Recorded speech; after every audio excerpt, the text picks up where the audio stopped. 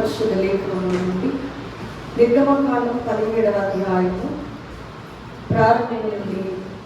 తరువాత ఇశ్రాయేలు సర్వసమాజము యెహోవా మాట చొప్పున తమ ప్రయాణములలో సీను అరణ్యము నుండి ప్రయాణమైపోయి రెఫీదీములో దిగి ప్రజలు తమకు త్రాగ నీళ్లు లేనందున మోషేతో వాదించు, త్రాగుటకు మాకు నీళ్ళు ఇవ్వని అడుగుగా మోషే, మీరు నాతో వాదింపనేలా, యెహోవాను శోధింపనేలా అని వారితో చెప్పాను. ప్రార్థన చేసుకున్నాం. మహాగణుడు, మహోన్నతుడు, అద్వితీయుడు, అదృశ్యుడైన మా దేవుడు స్తోత్రాలు. ఈ 17వ దినము 17వ ఈ అధ్యాయం మేము వివరించుకుంటూ ఉండగా మీ సన్నిధి నాకు అందరికీ తోడుగా వచ్చి, దేవా, వాక్యము రాయించినటువంటి మీరే మాకు ఉంటుందని, వాక్యము ఎవరి చేత రాయించినారో ఆ నీ ప్రవక్తను మాతో ఉంచమని, వాక్యాన్ని మాకు వివరించి గొప్ప బోధ చేసినటువంటి మా దైవజనుని యొక్క ఆత్మను మాతో ఉంచమని, నేను సేవకురాలైన నన్ను పూర్తిగా మీ వశపరుచుకుని మీరే మాట్లాడి మీ నామాన్ని కట్టు తెచ్చుకోమని వాక్యమై భూమికి వేరు చేసిన యేసుక్రీస్తు వారి నామమున వేడుకుంటున్నాము పరమ తండ్రి, ఆమేన్. పరిశుద్ధ లేఖనంలో నిర్గమకాండం 17వ అధ్యాయంలో నుండి కొన్ని మాటలు మనము ధ్యానం చేసుకున్నప్పుడు, ఇశ్రాయేలు సర్వ సమాజములకు ఈ రోజున నీళ్లు అనేది కొదువుగా కనబడుతున్నది. ఇశ్రాయేలు సర్వ సమాజములకు నీళ్ళ యొక్క కొదువ మనం చూస్తున్నాం. నేటి దిన నా పాఠము దైవజనులు రచించినటువంటి కల్పవృక్షము. ఏం చెప్పండి? కల్పవృక్షము. కల్పవృక్షం అంటే ఏంటో అసలు? కల్పవృక్షం అని ఎవరు పిలుస్తారు? ఎక్కడైనా విన్నామంటే మనకు తెలియదు. కానీ కల్పవృక్షం అంటే అర్థం ఏంటంటే అన్యులు పెట్టుకున్న పేరు, అన్యులు పూజించే చెట్టు కల్పవృక్షం. కల్పవృక్షం యొక్క అర్థం ఏంటి అని అంటే కోర్కెలు తీర్చే చెట్టు అని అర్థం. చెప్పండి, కోర్కెలు తీర్చే చెట్టు అని అర్థం. ఈ రోజున మరి కల్పవృక్షముల గురించి దైవజనుడు జాతశ్రీ గారు రాసినటువంటి వర్తమానంలోని కొన్ని మాటలు మనం ధ్యానం చేసుకున్నప్పుడు, మరి అక్కర గలవారు అక్కరలు తీర్చే ఆయన ఇక్కడ మనకి కనబడుతున్నారు. ఈ గ్రంథములో అక్కర కలిగినటువంటి ఇశ్రాయేలు సర్వ సమాజము, అక్కర తీర్చినటువంటి యేసు ప్రభుల వారు కూడా ఈ మాటలో మనకి కనబడుతున్నారు. ఇదే వర్తమానాన్ని దైవజనులు మరి రాస్తూ ఏమన్నారు అని అంటే, మన వాక్య లేఖనాల్లో పరిశుద్ధ గ్రంథం 66 పుస్తకాల్లో మరి 4 సువార్తలు, ఈ 4 సువార్తల్లో కూడా యేసు ప్రభుల వారు అక్కర కలిగినటువంటి అనేకుల యొక్క అక్కర తీర్చినట్లుగా 4 సువార్తికులు కూడా చాలా స్పష్టంగా ఇందులో మనకి రాసిన వారే ఉన్నారు. అయితే దైవజనులు రాసినటువంటి ఈ పుస్తకంలో నుండి మొదటి అక్కర ఏమిటో మనము ఆలోచన చేసినప్పుడు, మొదటి అక్కరట నేను దేవుని చూడాలి. ఏంటి చెప్పండి? నేను దేవుణ్ణి చూడాలి. అక్కర మనిషిలో ఉంది. ఈ అక్కర ఆది కాలంలో లేదు. ఎందుకు లేదు అంటే, ఇది ఎప్పుడు వచ్చింది అని అంటే పాపం చేసిన తర్వాత వచ్చింది అక్కర. అంతవరకు కూడా దేవుడు వారితోనే ఉన్నారు, దేవుడు వారితోనే నివసించారు, దేవుడు వారితోనే మాట్లాడారు, దేవుడు వారు కలిసే ఉన్న కారణాన ఈ అక్కర అనేది మొదట ఎక్కడ కూడా మనకి అందపడదు. మానవుడు ఎప్పుడైతే తప్పిదంలో పడిపోయాడో, పాపంలో పడిపోయాడో, అప్పటి నుండి ఏమనుకుంటున్నాడంటే నేను దేవుణ్ణి కలుసుకోవాలా, నేను దేవుణ్ణి చూడాలి, మరి దేవుడు నాతో ఉండాలి, ఎందుకు నేను ఎలా కోల్పోయాను అని చాలా బాధతో దేవుణ్ణి వెతకడం అనేది మనం చూస్తాం. ఈ రోజున ఈ పుస్తకంలో చూసినట్లయితే ఇశ్రాయేలు సర్వ సమాజానికి ఏమి లేవంటే త్రాగడానికి నీళ్లు లేవు. ఈ నీళ్లు లేవు కాబట్టి ఏం చేస్తున్నారు వారు? మోషేతో వాదిస్తున్నారు. ఏమని వాదిస్తున్నారు? త్రాగడానికి నీళ్ళు ఇస్తావా లేదా అని చెప్పి వాదములోనికి దిగారు. అప్పుడు మోషే గారు అంటున్నారు, ఎందుకు మీరు నా మీద సనుగుతారు, ఎందుకు మీరు నన్ను ఇలా సనుగుతున్నారు అని చెప్పేసి వారితో అడిగిన తర్వాత మోషే గారు ఎక్కడికి వెళ్ళారంటే దైవ సన్నిధిలోకి వెళ్ళి దేవుడికి మొరపెట్టినట్లుగా లేఖనం మనతో మాట్లాడుతుంది. అలాగే మరి దేవుణ్ణి చూడాలి అనేటువంటి మానవుడు కూడా ప్రతి ఒక్కరిలో కూడా ఈ అక్కడ మనం చూడగలుగుతూ ఉంటాం. పిల్లగా మనం ఆలోచన చేసినట్లయితే ఈవేళ ఈ కల్పవృక్షం అనేది సాధారణంగా హిందువులైన వారు మరి ఏమంటారంటే కోర్కెలు తీర్చే చెట్టు అని పిలుస్తారు. ఈ వృక్షం ఎవరు అనేది వారికి తెలియదు, కానీ ఈ వృక్షం ఎవరంట? యేసు ప్రభువు వారు.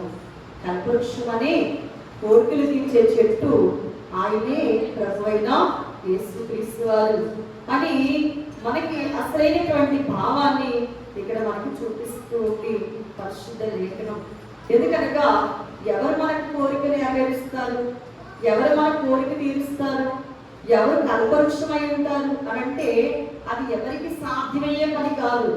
ఒక్కొక్కరికి ఒక్కొక్క దాహం ఉంటుంది, ఒక్కొక్కరికి ఒక్కొక్క అక్కర ఉంటుంది, ఒక్కొక్కరికి ఒక్కొక్క ఇబ్బంది ఉంటుంది, ఒక్కొక్కరికి ఒక్కొక్క విధమైనటువంటి మరి ఎన్నో రకరకాలైనవి అడగాలి, కోరుకోవాలి, తీర్చుకోవాలి అనేటువంటి మరి విషయాలు చూసినట్టయితే అవన్నీ వల్ల పడేది ఒక్క యేసు ప్రభువు వాళ్ళు మాత్రమే అని మనం గుర్తించవచ్చు.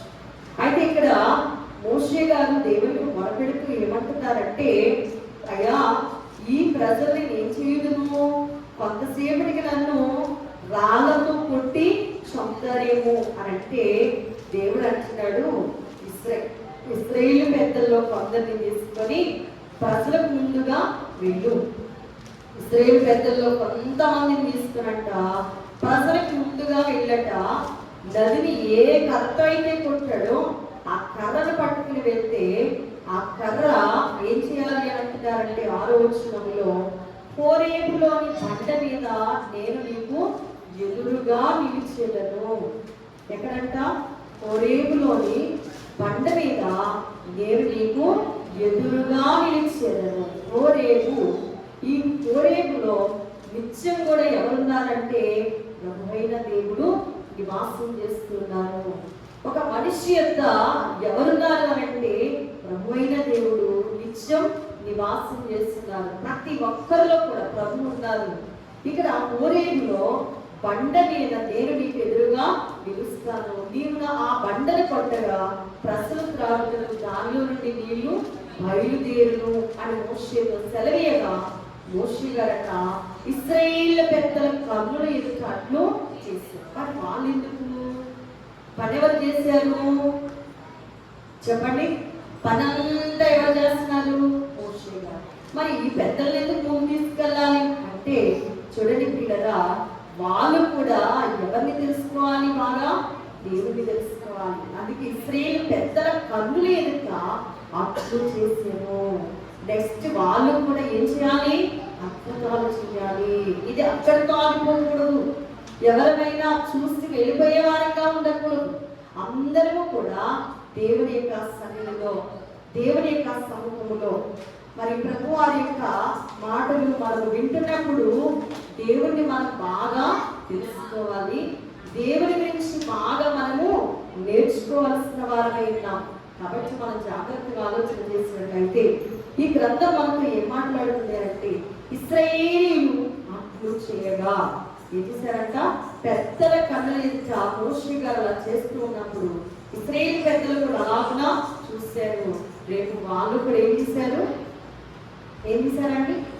ఎన్నో అద్భుతములు నీ చేత యేసును స్వయముగా చేయించు, ఎన్నో అద్భుతములు నీ చేత యేసును స్వయముగా చేయించు, చున్నా చుట్టూ వ్యతిరేకములకు సున్నా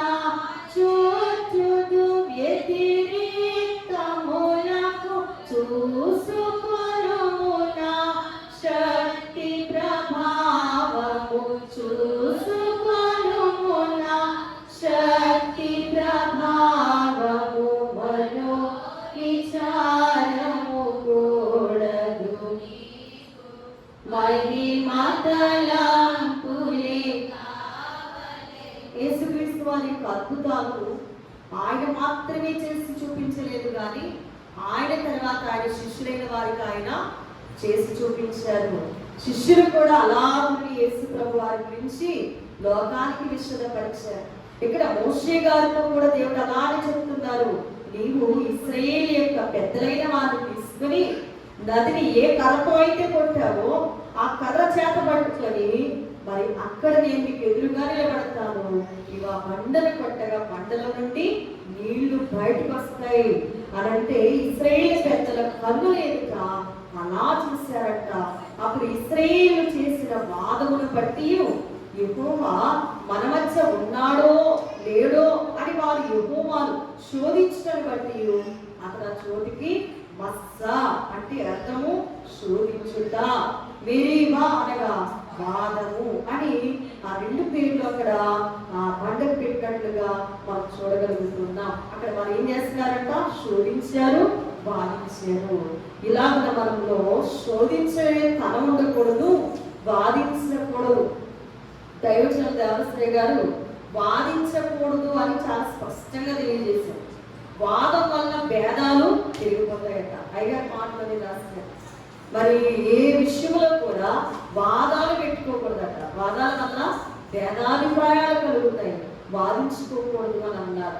ఇక్కడ దైవజనుని యొక్క వర్తమానంలో రెండవ అక్కర మనం చూసినట్లయితే నేటి కాల ప్రజలు ఏమంటున్నారంటే, పేతురు గారికి, యాకోబు గారికి, యోహాను గారికి ఆ కాలంలో యేసు ప్రభు వారు ఏం చేశారు, కనబడ్డారు అనగా రూపాంతర కొండ మీదకి తీసుకెళ్ళినప్పుడు రూపాంతర కొండ మీద యేసు ప్రభుల వారు వారికి ఏం చేశారు, కనిపించారు.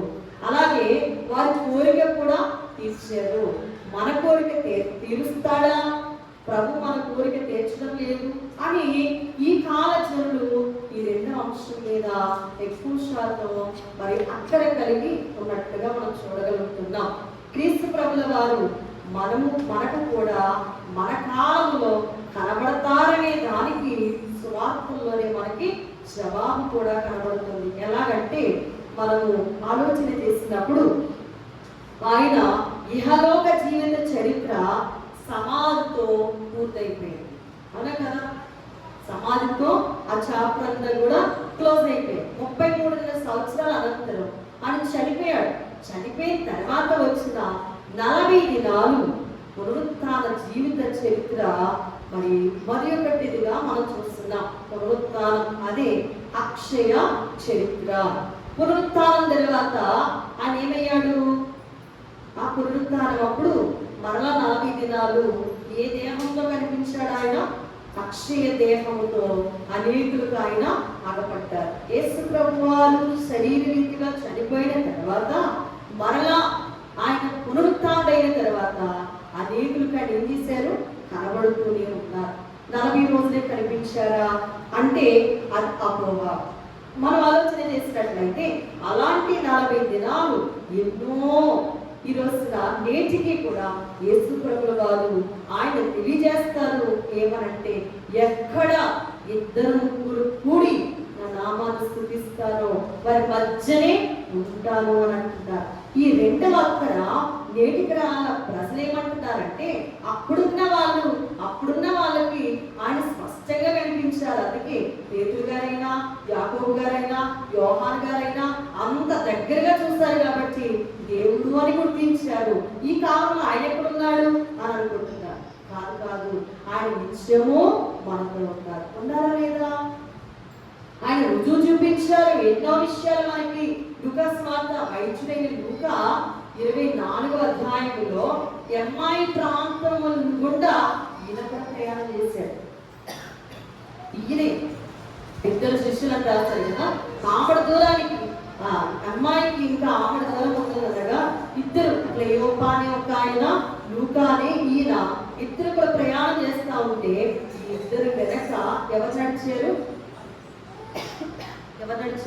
ప్రభువైన యేసు వారు వారి వెనక నడిచారు, వారితో మాట్లాడారు. అది మన దైవజనులు దేవశ్రీ గారు మనకి నేర్పించారు.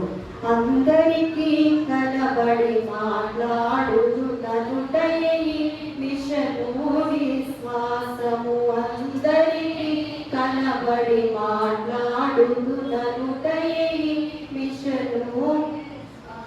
కొందరి బోధలు వేరుగా ఉండును, కొందరి బోధలు వేరుగా ఉండును, అందుకే మాటలాడను నేను, అందుకే మాటలాడను నేను, మనోవిచారము మహిమ తలంపులే కావలేను. కొందరి బోధన ఎలా ఉన్నా ఆయన అందరికీ కనబడే దేవుడు, అందరితోనూ మాట్లాడే దేవుడు. ఈ లూకా అనే వైద్యుడు చూశాడు, అలాగే క్లెయోపా అనేటువంటి ఆయన కూడా చూశాడు. అలాగే ఆయన మాట్లాడుతుంటే విన్నారు, ఆయనతో కూడా వీరు మాట్లాడారు. ఈ కాలంలో కూడా దేవుడు కనబడతారు, దేవుడు మాట్లాడతారు. అదే దైవజనులు నేడును దేవుడు కనబడును, దేవుడు మాట్లాడును. చూడండి, ప్రభువారు అంటారు, మరి నేను ఎక్కడికి వెళ్తాను, పరలోకానికి వెళ్ళినా సదాకాలము నీతోనే ఉంటాను అని అంటారు. మీతోనే ఉంటాను అని తెలియజేసిన దేవుడు ఉండక మానరు. మనం ఆలోచన చేసినట్లయితే ఈ యొక్క లేఖనంలో, ఈ లూకా రాసినటువంటి సువార్తల పాఠంలో వారి యొక్క నేత్రాలు ఎలా తెరవబడ్డాయి అని మనం ఆలోచన చేసినప్పుడు, వీళ్ళు చాలా దూరం నడిచిన తర్వాత మరి ఆయన లేఖనాలన్నింటిని గురించి మాట్లాడిన తర్వాత రొద్దుగుంటుంది, లోపలికి రమ్మన్నప్పుడు ప్రభువారి వారితో కూడా లోపలికి వెళ్ళి ఏం చేశాడు, ఆయన భోజనానికి కూర్చున్నప్పుడు ఒక రొట్టె పట్టుకున్నారట. అప్పుడు స్తోత్రం చేశారు. చూడండి, 30వ వచనంలో ఆయన వారితో కూడా భోజనానికి కూర్చున్నప్పుడు ఒక రొట్టెని పట్టుకుని స్తోత్రం చేసి దాన్ని విరిచి వారికి పంచి పెట్టగా వారి కన్నులు తెరవబడి ఆయనను ఏం చేశారంట, గుర్తుపట్టారు. గుర్తు పట్టట్లేదు అంతే, కానీ ప్రభు మాత్రం ఇక్కడ ఉన్నారు. ఎక్కడున్నారండి ప్రభు అని ఎవరంటారంటే గుడ్డివారు అంటారు, అందులు అంటారు, తెలియని వారు అంటారు. ఈరోజున దేవుడు ఇక్కడ ఉన్నారు అని నీకు లేకుండా ఉన్నావంటే నీకు సన్నిధి అనుభవము లేదు అని అర్థం. దేవుడు ఇక్కడ ఉన్నా కూడా నీకు అర్థం కావట్లేదంటే నీవు ఇంకా అంధత్వంలో ఉన్నావని అర్థం. ఆయన అంటున్నాడు, ఎక్కడ ఇద్దరు ముగ్గురు కూడి ఉంటారో, ఇక్కడ ఎంత సమాజంగా కూడుతున్నా ఇద్దరు ముగ్గురు ఉన్న చోటే ఉన్న దేవుడు మనతో ఎందుకు ఉండరు? ప్రకటన 21వ అధ్యాయంలో దేవుని నివాసం మనుషులతో కూడా ఉన్నది, ఆయన వారితో కాపురం చేస్తున్నారన్న దేవుడు మనతో ఎందుకు లేదు? కనుక మనతో ఉన్నారు ఆయన, మనతో ఆయన సహవాసం చేస్తున్నారు. అయితే ఇక్కడ కూడా ప్రభు ఉన్నారన్న సంగతి వారు మర్చిపోయారు. ఏం మర్చిపోయారండి? ప్రభు కొరకు చెప్పుకుంటున్నారు, కానీ ప్రభువే వారితో నడుస్తున్నారంటే కనుక వారికి అర్థం కాని విషయం. ఎప్పుడు గుర్తుపట్టారంట?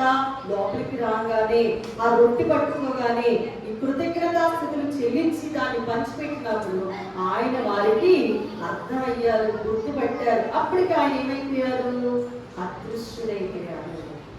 మనం కూడా అంతే, కొన్ని సందర్భాల్లో ఆయన ఉన్నాడు అని అనుకునే లోపే ఆయన మన దగ్గర నుండి అదృశ్యుడవుతూ ఉంటాడు. దర్శనం ఎంతసేపు వస్తుంది?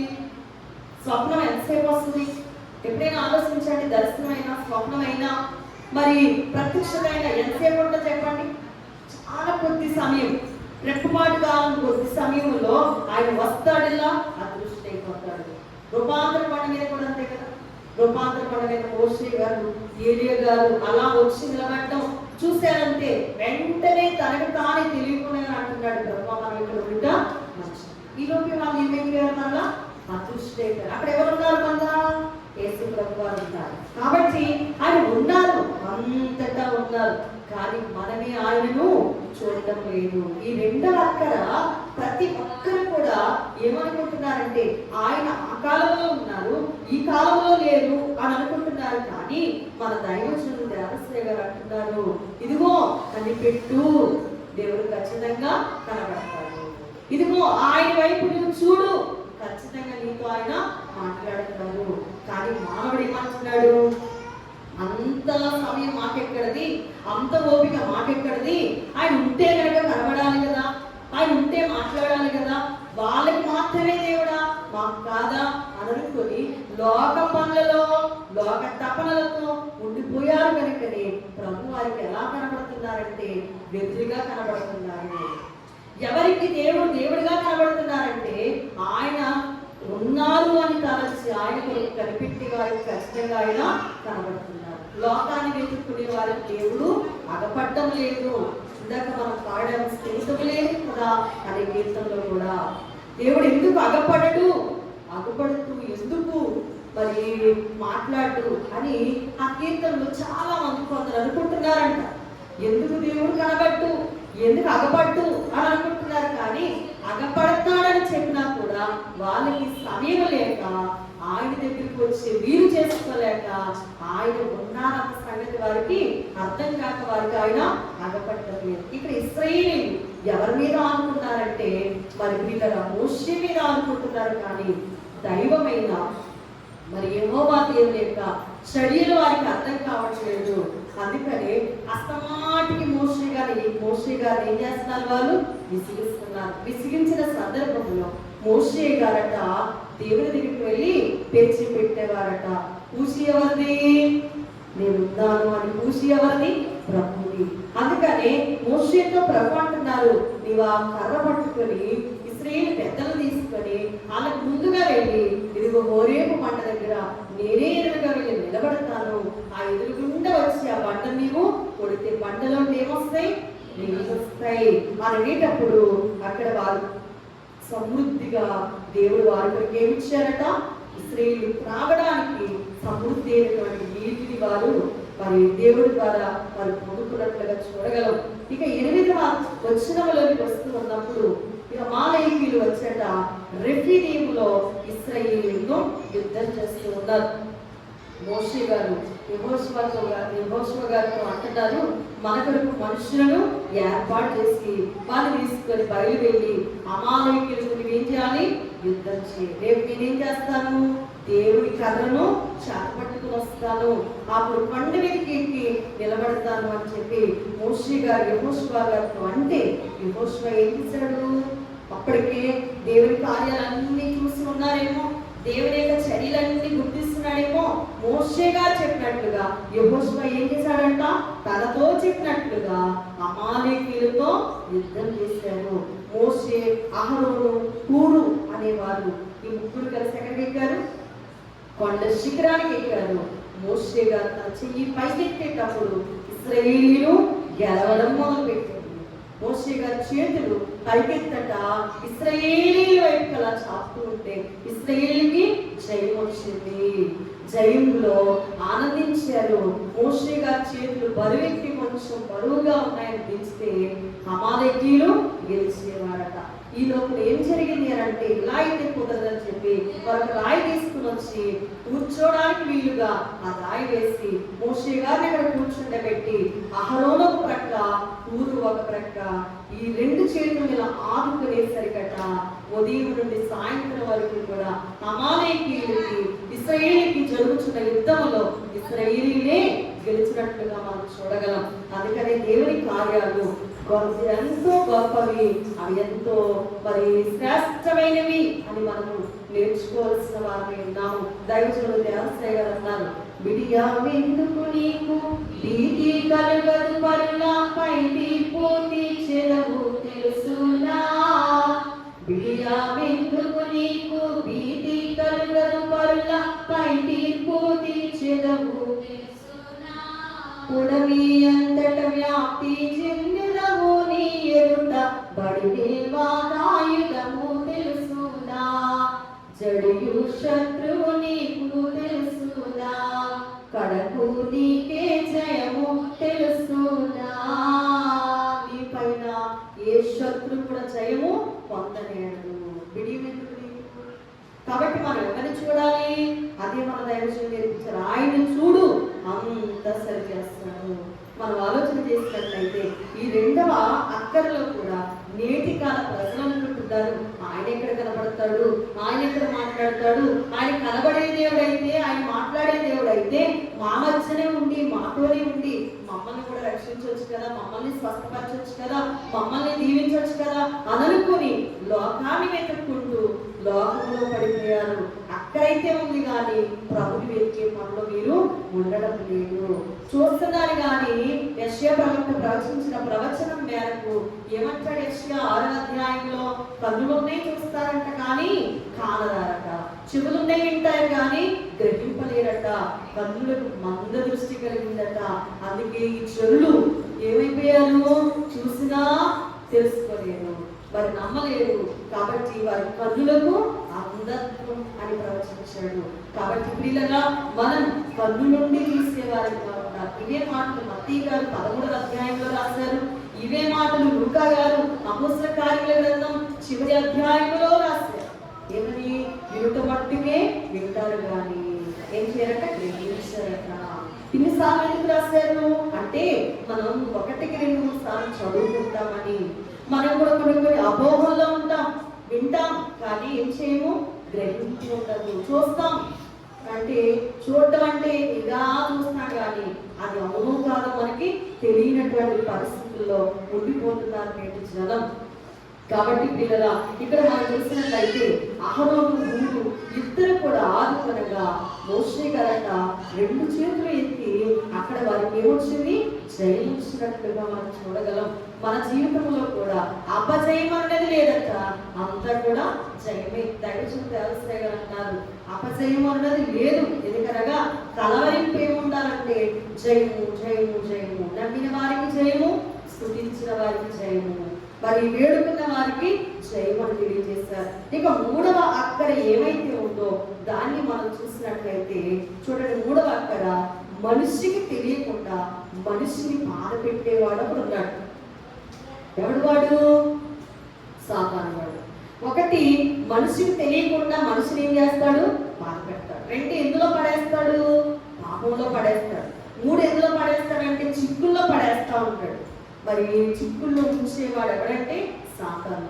ఇక 4వది చూస్తే లోకమంతటిని కూడా దేవునికి ఎడమాపు చేస్తూ మరి దేవునికి కాకుండా చేయాలని పని మీద పరిపూర్ణవాడు ఎవడంటే సాతాను. అతని సాతాను పూర్వం ఇప్పుడు రాబో కాలమందు ఈ మరి ఎడబాటు కలిగిస్తూ మన అక్కడ తీర్చినట్లే మరి పిల్లరా ఇక్కడ ఎవరిని వెళ్ళగొట్టాలంటే సాతాను గారిని మనము వెళ్ళగొట్టాలి. అప్పుడు మన అక్కడ తీరుతుంది అని మనం నేర్చుకోవాల్సిన వారిని ఉన్నాం. ఎందుకనగా మనం ఆలోచన చేసినప్పుడు మరి యేసు ప్రభు వారి యుక్త వయసు రాగానే ఆయన ఉద్యోగంలోకి వచ్చాడు. యుక్త వయసు రాగానే ఆయన బాప్తిస్మం పొందారు కదా.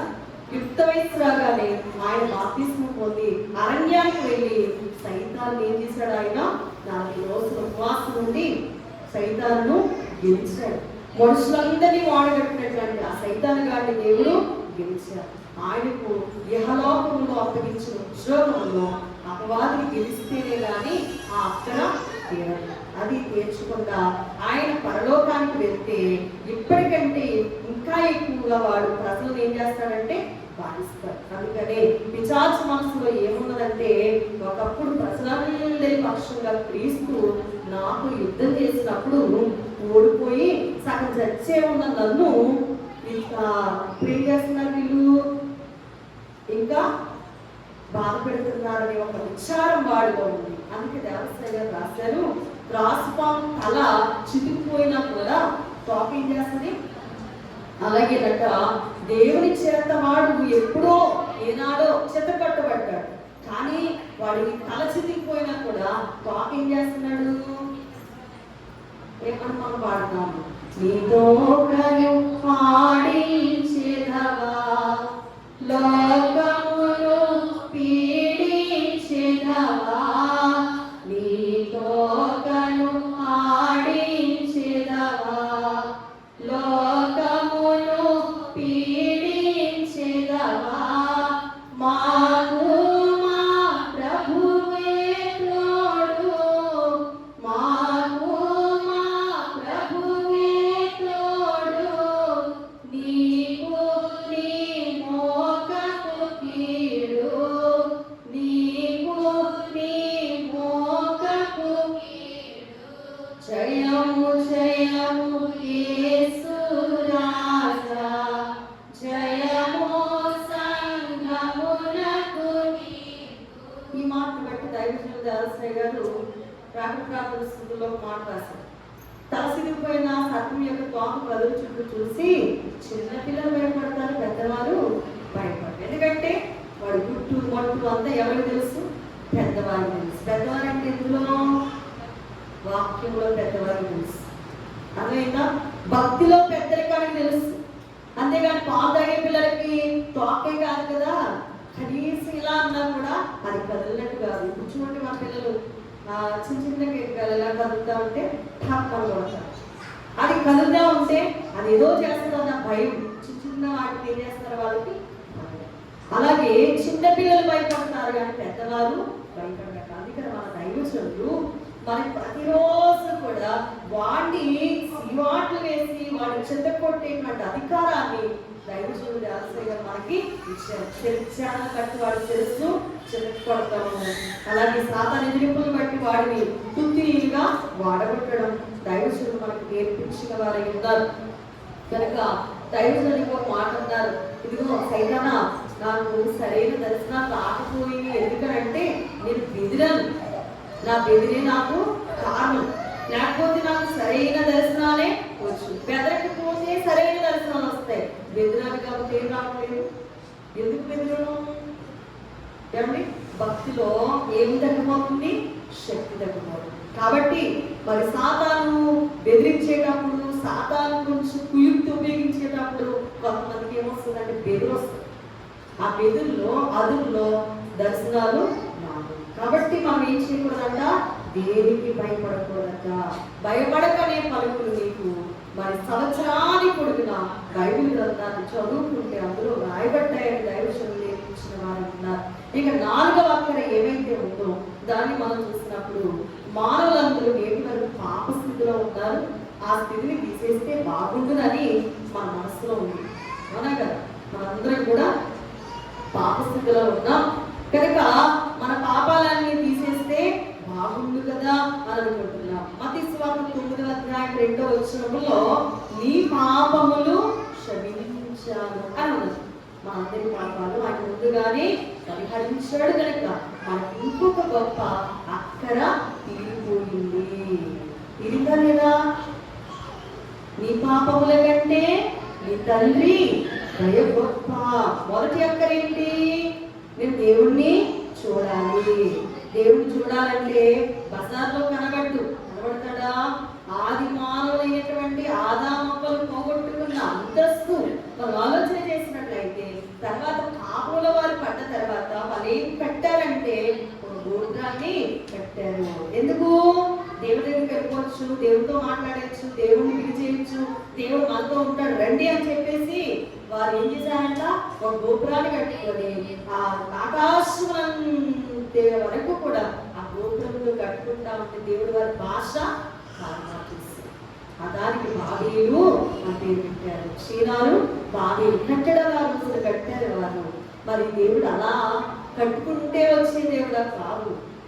పనుల్లో మేము ఉంటాం, నువ్వు మాత్రం వచ్చి ఉండాలి అని అంటే అది కాదు. కానీ మన ప్రభువు మనకు కనబడే దేవుడు, మాట్లాడే దేవుడు. మన పనులను కొంతసేపు ప్రక్కన పారవేసి ప్రభు వైపు మనం చూస్తే ఖచ్చితంగా ఆయన కనబడే దేవుడు. రెండవ అక్కర ఏంటంటే శిష్యులకు ఆ రోజున వాళ్ళు చూసేటట్టుగా యేసు ప్రభు ఉన్నారు, కనిపించారు కాబట్టి వాళ్ళు నమ్ముకున్నారు. ఈ రోజున మనతో కూడా అలా ఉంటే ఎందుకు మేము నమ్ముకోము? మాతో అలాగ వసులుకుంటే మాకు కూడా సంతోషమే కదా అని అనుకుంటున్నారు. కానీ ఆయన ఎందుకు వెళ్ళాలని, ఆయన ఇప్పుడు ఉన్నాడని మానవులు తెలుసుకోలేకపోతున్నారు. తెలుసుకున్న మానవుడు ప్రభువు చూసి ఏం చేస్తున్నాడు? సంతోషిస్తున్నాడు, అక్కర తీర్చుకుంటున్నాడు.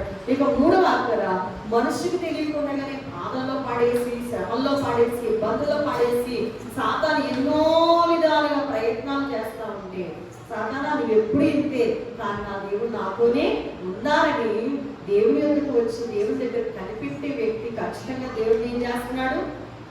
చూస్తున్నాడు. ఇది ముందును బట్టి దేవుడు మనకి అక్కడ తీరుస్తున్నాడు. 4వ అక్కర పాపాలు ఉన్నాయి కదా, ఈ పాపాలన్నీ తీసేస్తే ఎంత బాగున్నావు కదా అని అనుకుంటున్న మనతో దైవజనుడు దేవస్థ చక్కని కీర్తన రాయించారు. ఏమనంటే పాపివని నీకెవరు చెప్పాడు? ఆవరణుడై ఉండగా శాప మరణం రాదు, నీకు చావును చంపిన జీవం నేనే అని మన అక్కడ ఇప్పుడు కూడా తీరిపోయింది. పాపాలు లేవిక మన మీద, పాపానికి ఎటువంటి హక్కు మన మీద లేదు. మన అక్కర తీరింది. ఇక 5వ అక్కర చూసినట్లయితే మనుషులందరిలో కూడా ఏమున్నాయా అంటే జబ్బుల్లో ఉన్నారు. ఆ జబ్బులు తీసేస్తే బాగుండు. మానవులందరి మనసులో ఉంది ఏంటంటే మరి జబ్బులన్నీ కూడా తీసి పారవేయాలి. లూకాసు వార్త ఒకసారి చూడండి, 6వ అధ్యాయం 19వ లేఖనం 6:19. ప్రభావం ఆయనలోని బయలువెళ్ళి అందరినీ కూడా ఏం చేస్తున్నాడట? స్వస్థపరుస్తూ ఉన్నారు. చూడండి, ఇక్కడ యేసు ప్రభు వారిలో ఉన్న ప్రభావం ఆమెలోనికి వెళ్ళి ఆమె ఏం చేస్తుందండి? స్వస్థపరిచింది. మనుషులందరూ జబ్బుతూ ఉన్నారు. ఇప్పుడు అక్కడ ఎలా వచ్చింది స్వస్థత చెప్పండి, చెప్పండి. మనుషులందరూ జబ్బుతూ ఉన్నారు. జబ్బుగా ఉందని మంచి పట్టేస్తే జబ్బు తీరుతుందా? జబ్బుపోతుందా? మనమే సర్వాయించి ఎక్కడికి వెళ్ళాలి?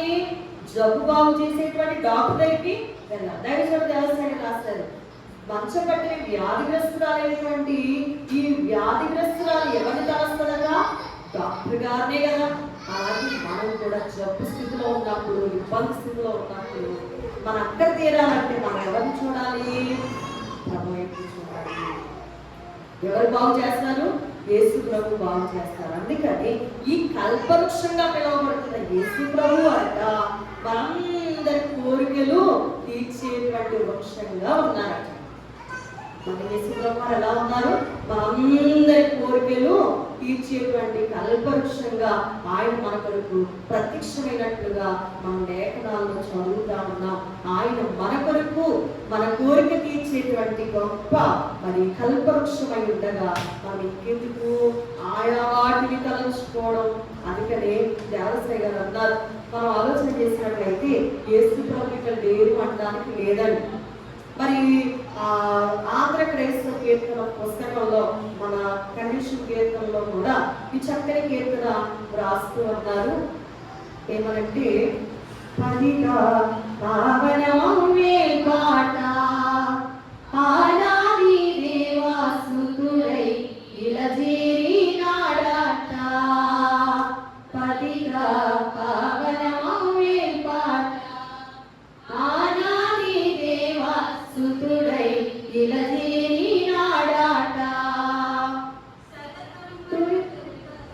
యుతమను ప్రతి దేశమునకు హితమాకరుణత అతులిత మోక్ష నత గుణకరుణత కుతలంబున సద్గతి రహితమ్మ పతితులగా వనుడుడైనాడట. ప్రథముగ సిలువను అతడు సగీరట మృత్యుంజయించుచు బ్రతికి లేచినట.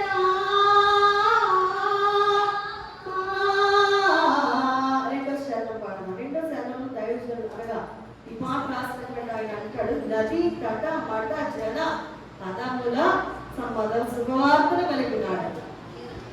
యేసు ప్రభు లేని చోట ఎక్కడా లేదు.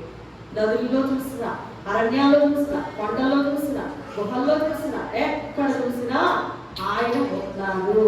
ఆయన అంతటా కూడా మరి అంతటా తిరిగారు, అంతటా కూడా సువార్త బోధించారు. మరి ఆయన 3.5 సంవత్సరాల్లో ఆయన సువార్త చెప్పడానికి అంతటా తిరిగి సువార్త చేసిన వారే ఉన్నారు. అంత గొప్ప దేవుణ్ణి మరి దేవుడు లేడు అనడము సమంజసము కాదు. ఆయన అంతటా ఉన్నారు, నాతో ఉన్నారు, నాలో ఉన్నారు. నా కోరిక ఆయన తీరుస్తారు అని అంట. మనమందరం కూడా ఎక్కడికి రావాలంటే ప్రభు అయినా యేసువారి ఎదురు రావాలి. యోహాను సువార్త 14:14 ఏమని రాస్తారంటే, యోహాను 14:14 నా నామమున మీరు నన్ను ఏమడిగినా చేతును. ఏమంటున్నారండి? ప్రభు యొక్క నామమున మనం ఏ అడిగినా కూడా ఆయన చేస్తారు. రోమపత్రిక 4:21 కూడా ఆయన ఏమంటున్నాడు అనంటే, ఆయన యొక్క సన్నిధిలో వచ్చిన మనం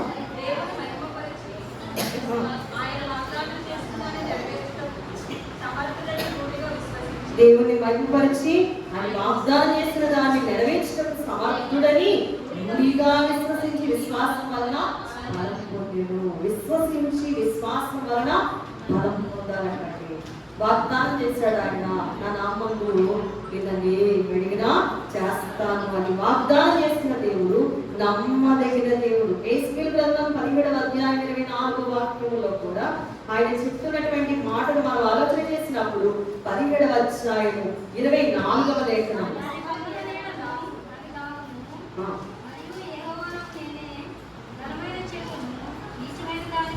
ఏమంటున్నాడండి ఇక్కడ ఆయన? ఎవరంట?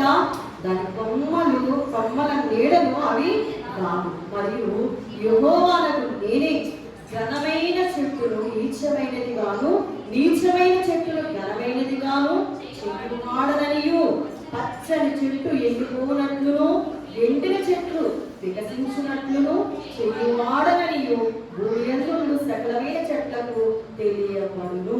యెహోవానకు నేను ఈ మాట సెలవిచ్చితిని, నేనే దాని నెరవేర్చును. చెట్టు ఎండాలన్నా ఆయనే, చెట్టు పచ్చగా చేయాలన్నా ఆయన. ఎందుకంటే ఆయనే కోరికలు తీర్చే చెట్టు, ఏదైనా చేయగలడు. ఇక్కడ అందుకంటున్నాడు, నీచమైనదిగా చేస్తాను, ఘనమైనదిగా చేస్తాను, ఏమైనా చేస్తాను. ఆ చేయగలిగిన వాడికి మరి మనందరి కోరిక తీర్చడం ఏర్పాటు. కాబట్టి ప్రియులారా, కోరిక తీర్చేటువంటి చెట్టుగా కల్పవృక్షంగా పిలువబడుతున్న యేసుక్రీస్తు వారి ఎందుకు వచ్చిన మనము ఆయన నమ్ముకుని ఉన్నాము కనుక మన అక్కర తీరింది. కాబట్టి మన నిత్యం ప్రభుత్వం మనం ఏం చేయాలంటే సహవాసం చేయాలి. ఇశ్రాయేలీయులు అద్భుతం చూసినప్పుడే దేవుడు అని అన్నారు, అద్భుతం లేనప్పుడు ఆయన ఎవరో మాకు తెలియదు అన్నారు. మనం అలా ఉండేవారుగా కాక నిత్యము సన్నిధి చేసి సన్నిధి ద్వారా అద్భుతాన్ని ఆశ్చర్యాలను మరి మన జీవితంలో ఎన్నో పొందుకొని ప్రభుత్వ నిత్యం ఉండే భాగ్యం ప్రభు మనందరికీ దయచేయరుగాక. ఆమె మేఘాలుగా మార్చుకోవచ్చు. కొద్ది నిమిషంలో దీవెనాలైన నన్ను నిలబెట్టి మాట్లాడిన ఈ మాటలన్నీ మన యంత్రంగాల్లో పదిలపరిచి వాక్య ప్రకారం జీవించే ధన్యత దయచేయను. క్రీస్తువారి నామమున ప్రార్థించి బ్రతిమలాడి వేడుకుంటున్నాను పరమ తండ్రి. ఆమేన్. మీ అందరికీ వందనాలు.